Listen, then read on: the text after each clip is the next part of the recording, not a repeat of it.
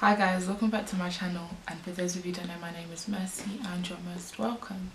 So today I'm going to talk about something that God laid on my heart like a while ago, and I put it on my blog but I haven't actually spoken about it, so I thought today let me touch upon it. So I've noticed that as Christians we tend to come to God for what he can do for us rather than who he is. And then when he doesn't do what we want him to do, we turn away from him, or we just like question, is he really God? Because we've come to him because of what he can give us rather than who he is. There's a song that by LCF Music, and it's called I Seek Your Face, and I absolutely love this song. Like, it speaks volumes, and the chorus says, I seek your face and not your hand, oh Lord. Just that in itself, I seek your face and not your hand. We have to seek God's face and not just his hand, not what he can give us, not what he can do for us, but for who he is. Come to him knowing he is God and that he will do everything he will do for you, but come to him first of all knowing who he is. Hebrews 11:6. Let me read it for you in the Amplified. It says, but without faith it is impossible to walk with God and please him. For whoever comes near to God must necessarily believe that God exists and that he rewards those who earnestly and diligently seek him.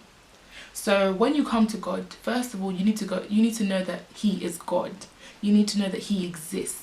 And he will reward you for diligently seeking him. Not seeking what he can do for you. Not seeking what he will give you. But seeking him. Let me give you an example. Imagine you're a parent and your 3-year-old comes to you and he asks for a car. Now, I'm not talking like a toy car. I'm talking a Range Rover. 3-year-old's asking for a Range Rover. Cool. Would you give it to them? Knowing fully well you're a responsible parent, would you give it to them? Obviously not. Because you as a parent know he can't drive a car and you don't want your son to kill himself and you don't want trouble on your hands. Simple. In the same way that we come to God and we ask him for things that we're not ready for. We ask him for things that we are not ready for.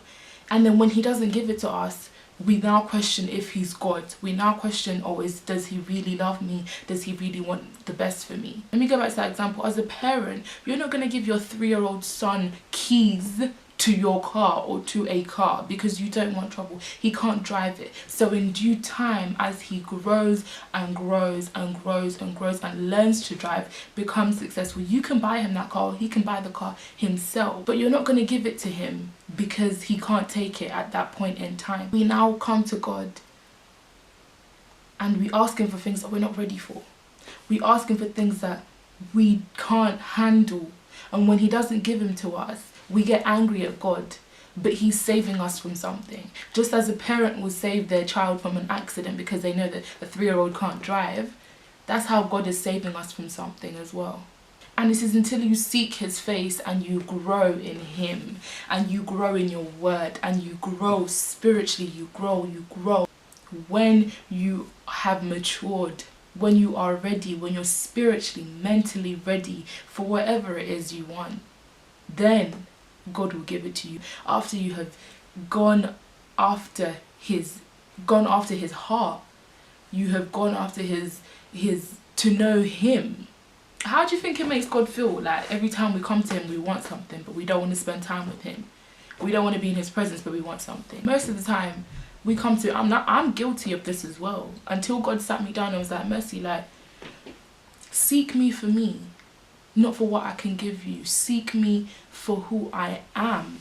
And it was like God was really hurt that I kept coming to him, okay God, I need this, I need that, I need this and that, but I wasn't spending time in his presence. I wasn't getting to know him more. Like, he is the greatest teacher you can ever have. He has so much to pour out into us. We need to build a relationship with God and grow in him before we can get what we want. Just as a child would go to school, go to primary school, secondary school, college, university, then have a job and then start making money, and then he can afford to buy his own car, or if his mom and dad want, they can get him a car.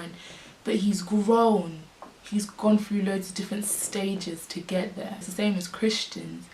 God puts us through situations to grow us, to make us grow.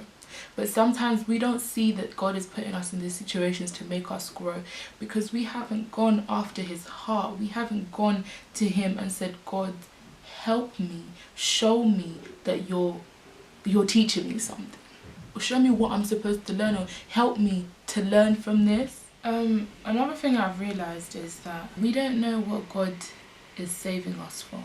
God is really working. He's always working. He's never like, the Bible says he doesn't sleep nor slumber. And the things that we're crying for, and we're like, Lord, I want it now. You don't know what God is saving you from. And we constantly have to be giving thanks, because if we knew what he was saving us from, like on a daily basis, it's mad. It's an absolute madness.